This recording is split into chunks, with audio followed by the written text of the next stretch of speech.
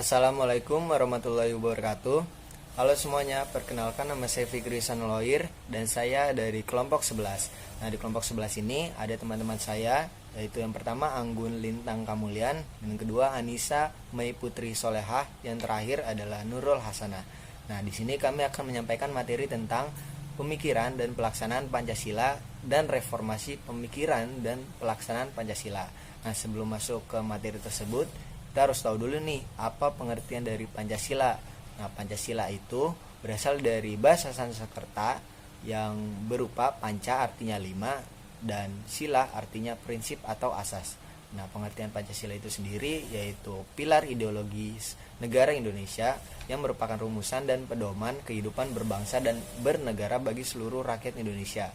Nah, selanjutnya kita masuk ke 5 pilar ideologi utama yang tercantum pada alinea keempat UUD 1945. Nah, yang pertama sudah pasti ketuhanan yang Maha Esa, yang kedua adalah kemanusiaan yang adil dan beradab, dan yang ketiga persatuan Indonesia, yang keempat kerakyatan yang dipimpin oleh hikmat kebijaksanaan dalam permusyawaratan perwakilan, dan yang kelima yang terakhir adalah keadilan sosial bagi seluruh rakyat Indonesia.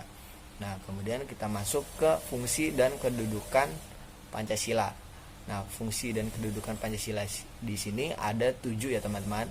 Yang pertama adalah Pancasila sebagai jiwa bangsa Indonesia, dan yang kedua Pancasila sebagai kepribadian bangsa Indonesia, yang ketiga Pancasila sebagai pandangan hidup bangsa Indonesia, dan yang keempat Pancasila sebagai dasar negara Indonesia, yang kelima yaitu Pancasila sebagai sumber dari segala sumber hukum bagi negara Republik Indonesia, dan yang keenam Pancasila sebagai perjanjian luhur bangsa Indonesia pada saat mendirikan negara, dan yang ketujuh yang terakhir adalah Pancasila sebagai cita-cita dan tujuan bangsa Indonesia.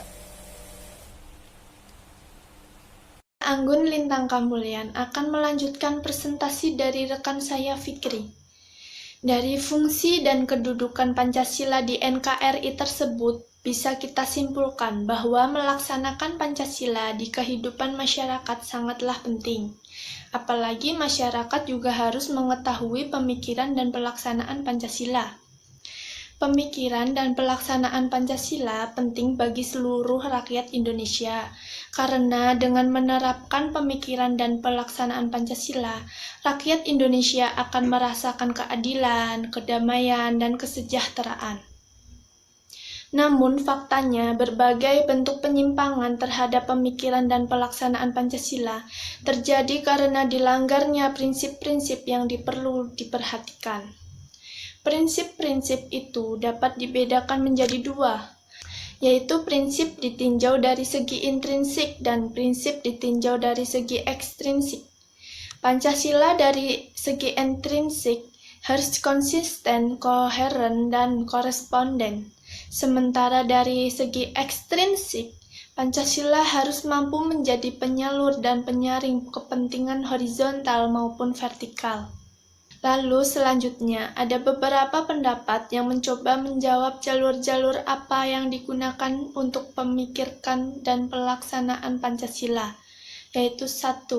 Ada Narka pada tahun 1985 menjelaskan adanya 2 jalur formal pemikiran Pancasila, yaitu jalur pemikiran politik kenegaraan dan jalur pemikiran akademis. Yang kedua adalah Profesor Noto Nagoro tahun 1974 menjelaskan adanya 2 jalur pelaksanaan Pancasila, yaitu jalur objektif dan subjektif.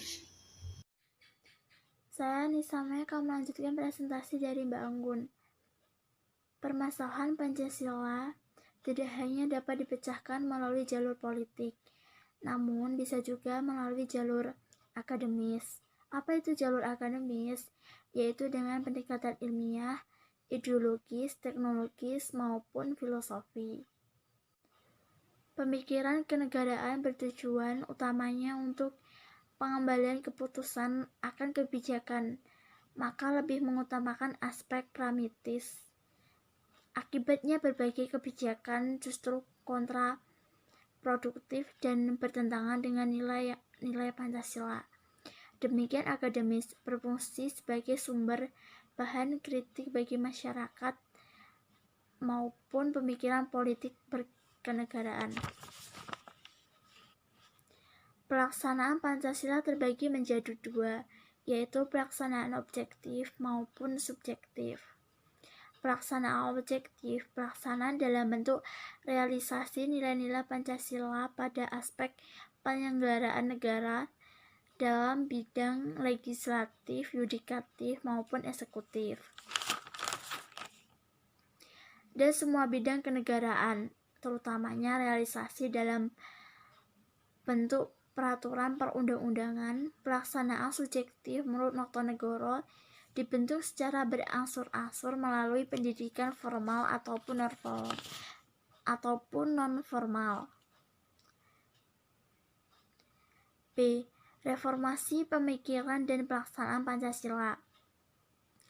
Reformasi dalam arti sempit dapat diartikan sebagai menata kembali keadaan yang tidak baik menjadi keadaan yang lebih baik.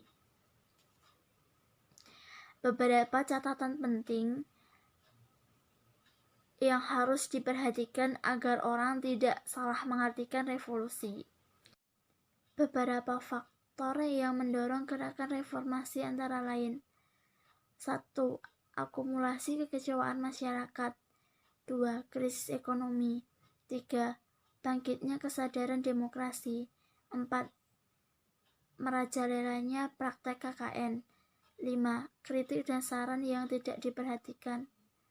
Berbagai tuntutan dan ternyata masih dianggap relevan dengan pertimbangan antara lain: Pancasila dianggap merupakan salah satu aset nasional yang tersisa dan dianggap menjadi tali persaudaraan. Argumentasi didukung pembukaan Undang-Undang 1945. Ya, saya Nurul Hasanah akan melanjutkan presentasi dari teman saya, yaitu Anissa Mai Putri Soleka. Untuk selanjutnya, itu ada beberapa usulan yang masih dapat diperdebatkan, namun kiranya penting bagi upaya mereformasi pemikiran Pancasila antara lain. Yang pertama, mengarahkan pemikiran Pancasila yang cenderung abstrak ke arah yang lebih konkret. Yang kedua, mengarahkan pemikiran Pancasila dari kecenderungan yang sangat ideologis untuk legitimasi kekuasaan ke arah yang lebih ilmiah. Yang ketiga, mengarahkan pemikiran Pancasila dengan kecenderungan yang awalnya subjektif diubah ke kecenderungan yang sifatnya objektif, yaitu dengan menggeser pemikiran dengan menghilangkan egosentrisme pribadi, kelompok, maupun partai dengan menumbuhkan kesadaran pluralisme, baik pluralisme sosial, politik, budaya, maupun agama. Baik, kita lanjutkan ke berbagai bentuk penyimpangan, terutama dalam pemikiran politik kenegaraan dan dalam pelaksanaannya, dimungkinkan terjadi karena beberapa hal, diantaranya. Yang pertama itu adanya gap atau ketidakkonsistenan dalam pembuatan hukum atau perundang-undangan dengan filosofi, asas, dan norma hukumnya. Jika diibaratkan bangunan rumah, maka filosofi, asas, dan norma hukum itu adalah fondasi. Sedangkan Undang-Undang Dasar dan perundang-undangan di bawahnya itu adalah bangunan yang dibangun di luar fondasi. Kenyataan ini membawa implikasi pada lembaga-lembaga tertinggi dan tinggi negara yang tidak dapat memerankan fungsinya secara optimal. Para ahli hukum mendesak untuk diadakan amandemen Undang-Undang Dasar 1945 dan mengembangkan serta mengoptimalkan lembaga judicial review yang memiliki independensi untuk menguji secara substansial dan prosedural suatu produk hukum. Kemudian yang kedua, kelemahan yang terletak pada para penyelenggara negara adalah maraknya tindakan kolusi, korupsi, dan nepotisme, serta pemanfaatan hukum sebagai alat legitimasi kekuasaan dan penyingkiran lawan-lawan politik serta ekonomisnya. Mungkin itu saja presentasi dari kelompok kami. Banyak kurangnya mohon maaf. Wassalamualaikum warahmatullahi wabarakatuh.